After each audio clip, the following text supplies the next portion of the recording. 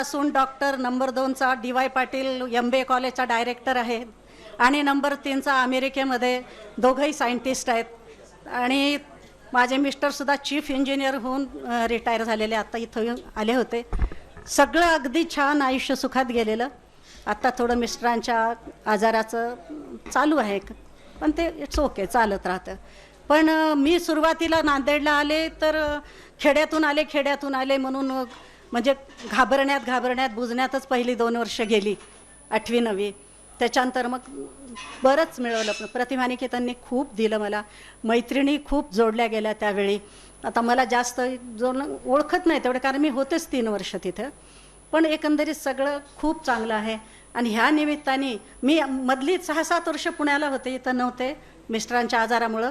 पण योगायोग मी इतकं आभार मानते देवाचे की नेमकं आम्ही याच वर्षी कंधारला आलो पुणे सोडून, आणि आपलं हे गेट टुगेदर हे नियोजित झालं.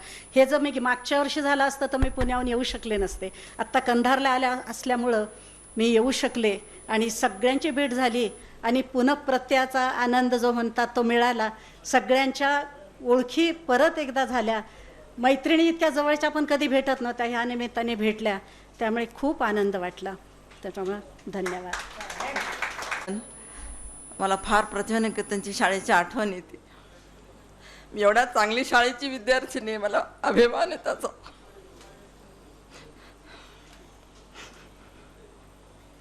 पूर्वी अशी कमल घोगरे आहे मी, आता सौ कमल यस कराळे. मी काही ग्रॅज्युएट नाही, पण मी सर्व्हिस केली नाही, मुलं घडवले. साहेब एक्झिक्युटिव्ह रिटायर झाले. मुलगा फॅक्टरी चालवते ॲक्वाकेअर पाण्याची. आणि गिरीश महाजन सर आपले पालकमंत्री, त्यांच्यातर्फे जिल्हा उद्योग केंद्राचा फर्स्ट पुरस्कार आमच्या फॅक्टरीनं मिळाला. मला आणि माझ्या मुलांना चालवतो आमच्या. फक्त मार्गदर्शन केलं, मी काहीच करत नाही. मला सरांचा, LP Pandey sir, Shastri sir खूप आठवतात.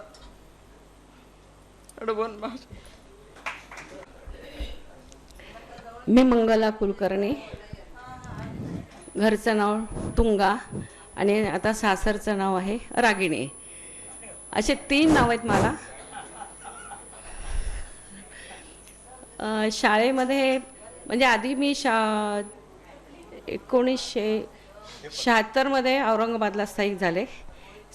त्याच्यानंतर 77 मध्ये मी गव्हर्नमेंट कॉलेजला संगीत शिक्षिका प्रोफेसर म्हणून लागले होते. आणि 1 वर्षभर तिथे काम केल्यानंतर परत ते सोडून दिलं काही कारणामुळे, आणि त्याच्यानंतर मग शारदा मंदिरला जॉईन झाले. पण मुलांना शिकवण्यामध्ये जो काही आनंद मिळतो तो काही फार वेगळाच आहे.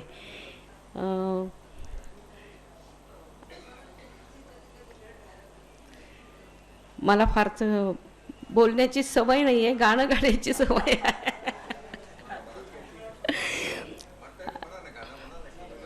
नाही, आणि बरंचसं मी असं गुरुजी म्हणल्यासारखं असं विसरून गेले. मी आणि चित्रा, आम्ही दोघीजणी शाळेमध्ये संगीत शिक्षक, मी आणि चित्रा ड्रॉइंग टीचर.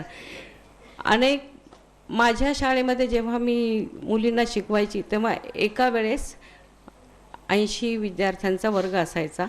त्याच्यानंतर प्रार्थना बसवताना आमच्या शाळेतल्या सगळ्या विद्यार्थिनी, म्हणजे 5वी ते 10वीची शाळा, 8वी ते 10वीपर्यंतचा एक भाग आणि 5वी ते 7वीचा एक भाग, असं 2 शिफ्टमध्ये असल्यामुळे दोघांचीही प्रार्थना. आणि विशेष म्हणजे प्रत्येक दिवसाची वेगळी प्रार्थना मी बसवलेली होती तिथे. एक झलक सांगते. आणि मुली सुंदर म्हणायच्या त्या. प्रार्थना सुरू झाल्यानंतर आमच्या शाळेच्या बाहेर अशी लोकांची गर्दी उभी राहायची, केवळ फक्त प्रार्थना आणि राष्ट्रगीत ऐकण्यासाठी. आणि हे श्रेय सगळं माझ्या गुरूंना देते मी. त्याच्यामुळे सगळं. एक प्रार्थना जर सांगते, एवढ्या अवघड प्रार्थना असताना सुद्धा विद्यार्थिनी म्हणायच्या अजून शारदे उदयोस्तुते शारदे उदयोस्तुते तुझ सर्वदे करी वंदना देवते आशीर्वदे तव पूर्ण हो मन कामना शारदे उदयोस्तुते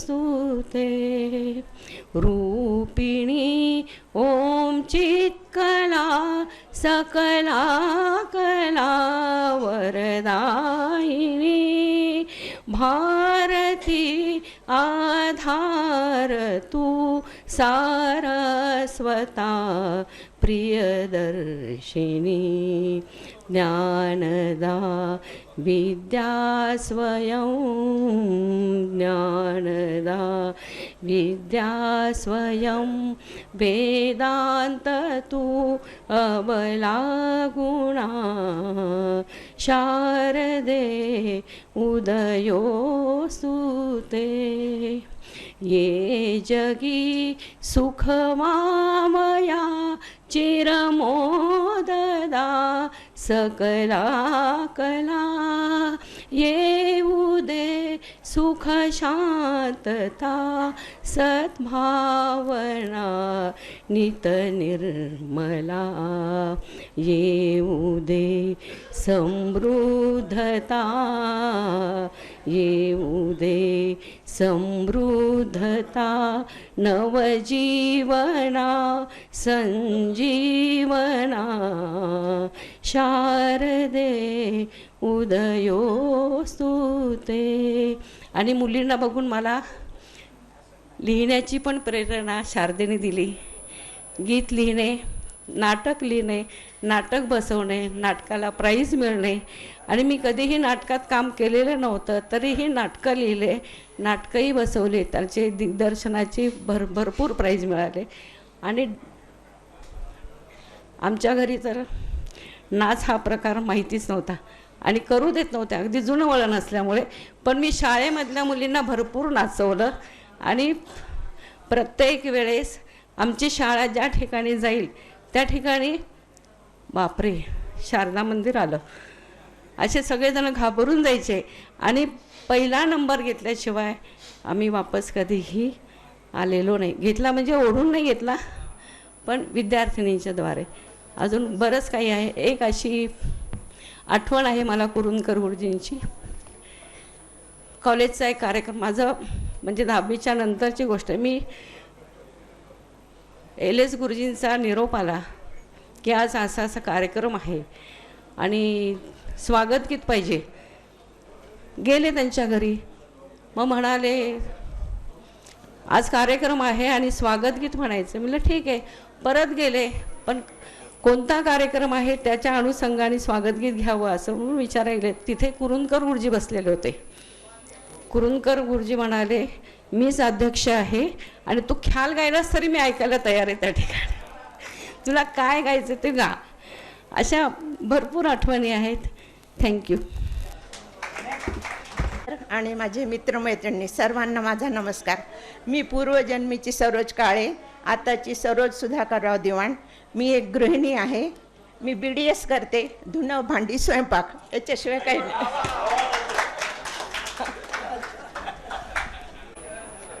नमस्कार सर्वांना. बोलता येतं की नाही माहीत नाही, बोलायची इच्छा असू नाही. आवडते मज मनापासून शाळा, लाविते लळाजी जशी माऊले बाळा. या शाळेच्या आठवणी माझ्या पोतळीमध्ये खूप भरलेल्या आहेत, पण सगळ्या जर काढल्या तर खूप गोंधळ होऊन जाईल इथे. मी MA BEd आणि LLB केलं आणि वकिली फक्त चुलीजवळ केली, बाकी बाहेर नाही. आणि घरच्या सोयीनुसार आणि मिस्टरांची ज्या ज्या ठिकाणी बदली होईल तिथे तिथे जशी जशी संधी मिळेल तशी नोकरी केली. आणि औरंगाबादला गेल्यानंतर मला पहिल्यांदा मिलिंद कॉलेजमध्ये नोकरी मिळाली.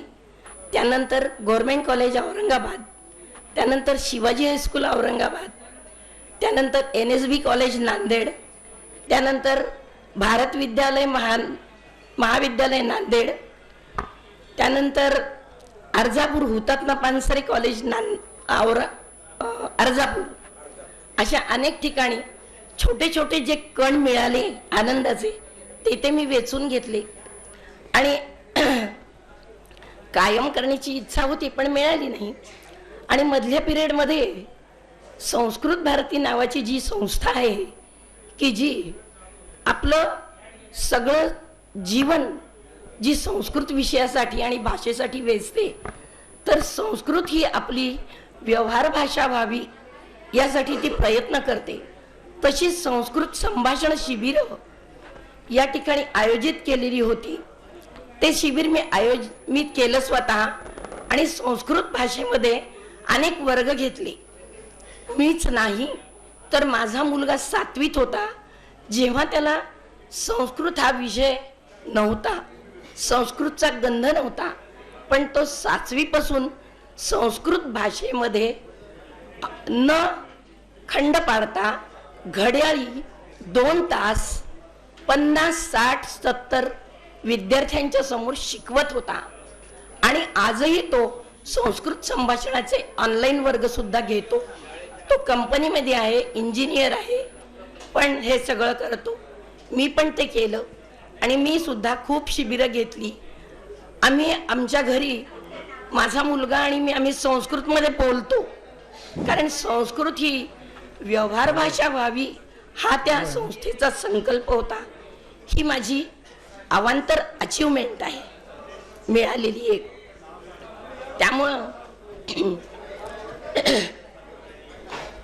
आणि दुसरं सांगायचं म्हणजे मला बालपणापासून सगळ्या सरांची खूप आठवण येते.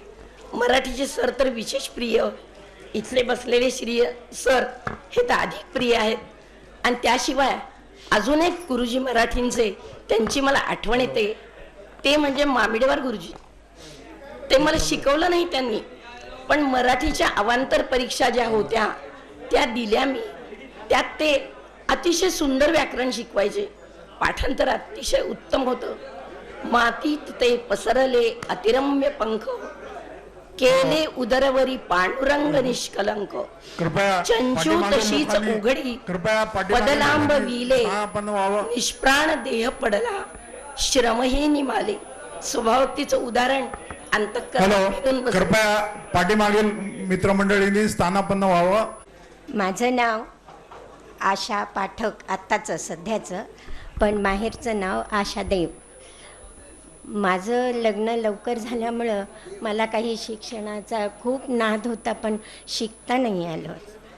त्यामुळं मी आपली तशीच घरातले आपले धुणे भांडी हे करत बसले बस. पण मला जास्त नाद होता कवितेचा. हे रायगावकर सर आमचे खूप सुंदर शिकवायचे. टाचणी जरी पडली तरी आमच्या वर्गामध्ये आवाज यायचा, इतके सुंदर शिकवायचे. त्यांच्या आशीर्वादाने उगाच थोडं थोडं 4-4 ओळी अशा कविता जेव्हा वेळ मिळेल त्यावेळेस करायची. तर आता संक्रांत आलेली आहे, 4च ओळीची कविता आहे का परमिशन? संक्रांत, तिळाची स्निग्धता, गुळाची गोडी, दोन्ही मिळून बनला लाडू. लाडू म्हणाला संक्रांतीला, मला कितीतरी मान. हे पाहून तिळवडी हसली, मी तर तुझ्यापेक्षा कितीतरी छान. नंतर आले काटेरी तीळ, साखरेच्या पाकात लोळून सुद्धा दिसते किती छान. इवली इवली हातात बसते, सगळ्यांना माझा गोड संदेश देते. तिळगुळ घ्या आणि गोड गोड कर पूर्वीचे. आणि आता शोभा बोधनकर, शरदचंद्र बोधनकर यांची माझे मिस्टर इंजिनियर आहेत, ते रिटायर झाले आता. आणि मला 4 मुली 1 मुलगा आहे. मी आता माणिकनगरमध्ये इथेच नांदेडला असते. तुम्ही सर्वांनी मला यावं आणि भेट द्यावी. माझं माहेरचं नाव शोभा नांदेडकर. मी प्रतिभामध्ये शिकले. मला माझ्या शाळेबद्दल खूप अभिमान आणि आनंद आहे. चांगले संस्कार झाले माझ्या. खरंच खूप उशीर झालेला आहे, त्यामुळं मी